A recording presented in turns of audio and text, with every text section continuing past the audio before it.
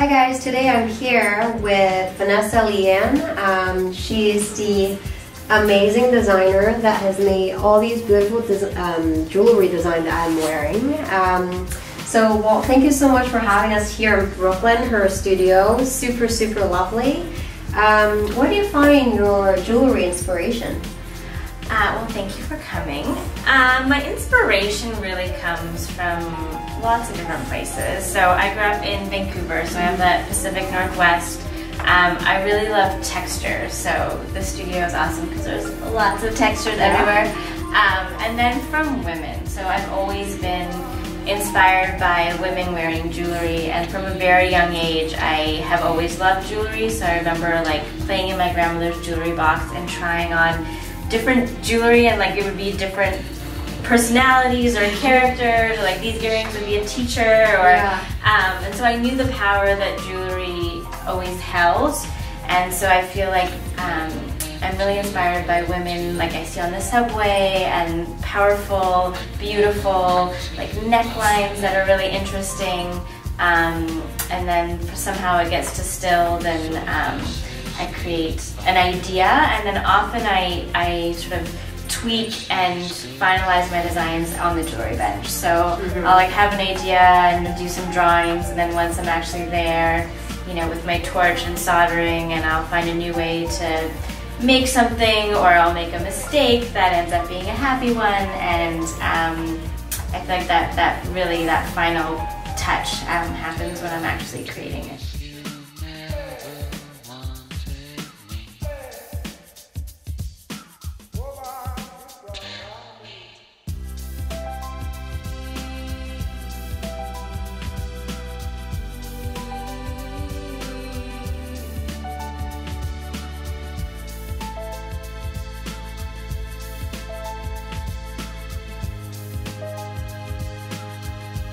So Vanessa, how did you start your jewelry business? Where did you start from, and what are some of the major challenges that you may see as a jewelry designer?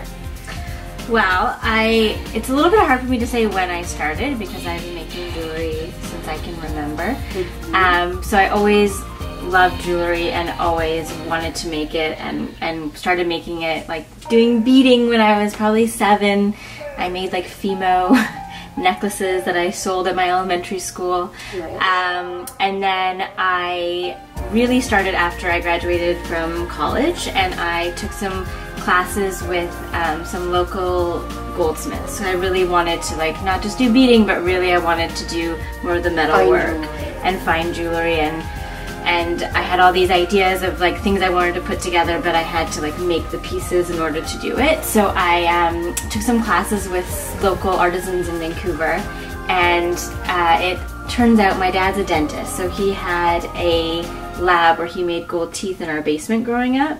And I didn't quite always put the 2 and 2 together, but once I took classes and learned some goldsmithing, I went down to the basement and realized he had most of the tools there. Wow, so, dentistry to jewelry making. Yeah, so within probably a year, I remember like I went down and I was like, oh Dad, like can I like use some of your tools and do some things? And then within a year I just started a business. I made jewelry and I just took it to stores in Vancouver, and within the year I was in 10 stores, and it got to the point that my dad and I were like down there in the basement, and it's probably like a 200 square foot room, and he was like, can I use this lab anytime? And I'm like, I don't know Dad, I got so many orders, like I don't know. Wow. So that's sort of like how the business originally started.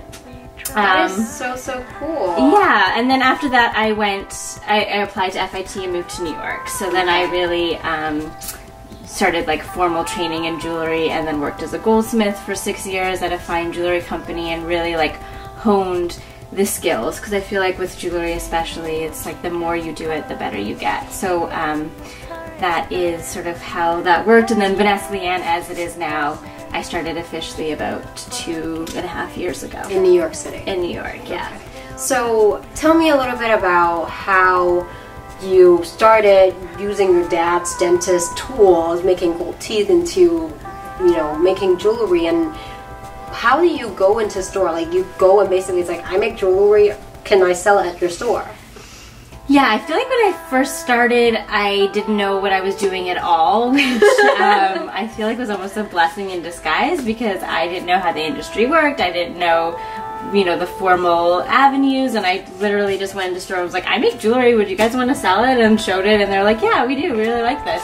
And then as more and more stores were interested, you wear your jewelry and you show them. Yeah, I was wearing it, or like I would have a backpack with jewelry in it, like door-to-door salesman type of thing. And I like threw jewelry parties for like people I knew and my friends, and so it was like seeing people's reaction to it that gave me more confidence. And so that's sort of how it started. And then once I moved to New York and sort of like got a better feel for the industry and did trade shows and things like that, so it's sort of I was really ballsy when I was younger, and I feel like I didn't really know what I was doing, and that was kind of good at the beginning. Yeah, I think you need kind of a bossy, kind of bold, like, you're just gonna do it. Let's see where it like I just jumped in feet first and was like, let's just, like, I know I love this, I know this is my passion, so like, let's see if I can create a business out of it. Yeah. So.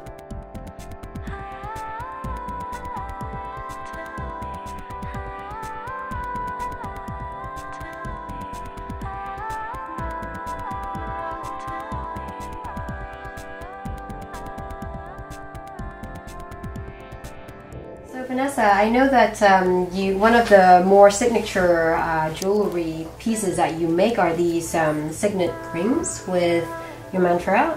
For those of us who don't know what it is, can you tell us a little bit more? Sure. So yeah, these are custom signet rings, and the idea is you're supposed to wear your mantra. So I've actually developed a workshop fairly recently. I've paired with an amazing life coach, and we have started doing Wear Your Mantra workshops where you can come and you're sort of like led through, it's like through guided meditation and through a group discussion. We help you distill a mantra, a personal mantra that you can then engrave on your signet rings. So it becomes something that you can wear every day and can remind you of your, it's meant to be really like tapping into your intuition and your deeper self, and sort of like the idea that you already know who you are and what you need to do, and it's like, you know, giving some space for you to hear that voice inside that sort of tells you what you should do and what you shouldn't do, and making some room for that voice to be heard. And then we sort of help you distill a mantra to engrave on the signet ring that you can wear every day as like a daily reminder of that experience. When is your next mantra event? We're doing a mantra event at the Soho House on May 10th. This workshop has been really a cool way for them to sort of tap into like their intuition and who they are, and have something like one of a signet ring to really like take with them so they can sort of tap back into that. So you're referring to like these kind of small the signet ring. Like I feel like most of the time these kind of signet pinky rings are like, you know, the older men generation. They have like a bro or frat, like or like traditionally they're like, you know, sort of like this British thing that men wear that's like a coat of arms, and it's meant to be like a status symbol. So I really wanted to sort of flip that on its head. I think pinky rings on women look really fierce and cool. So I wanted them. It's like a super trendy thing now. Yeah, and it's really popular, but then I also, you know, most people get their initials or something like that, but I wanted it to be something that was more really for the women who are buying them. So where can we actually get these, your amazing jewelry? So it's available at a lot of specialty boutiques. It's at Free People and Anthropologie and Stephen Allen. But really the best place to get it is on my website. Thank you so much today. I thought this was such a lovely afternoon here in Vanessa's studio. Thank you so much for having us. Thank you for coming. It was great to have you here. Thank you.